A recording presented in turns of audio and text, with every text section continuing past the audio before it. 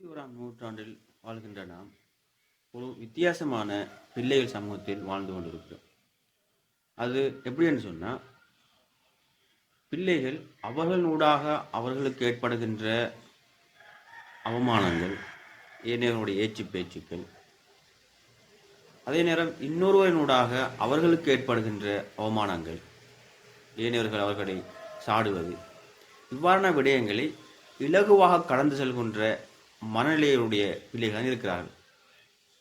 இது இரண்டு வகையான விடயங்களை நமக்கு சொல்லித்தருது.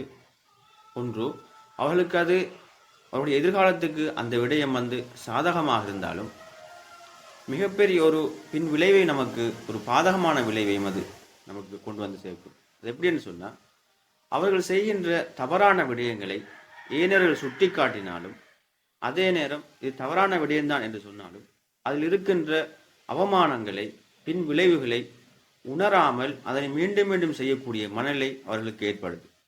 அப்ப இந்த விடயத்திலிருந்து அந்த மாணவர்களை, அந்த பிள்ளைகளை விடுவிப்பது யார் என்று சொன்னால் பெற்றோர்கள், ஆசிரியர்கள்.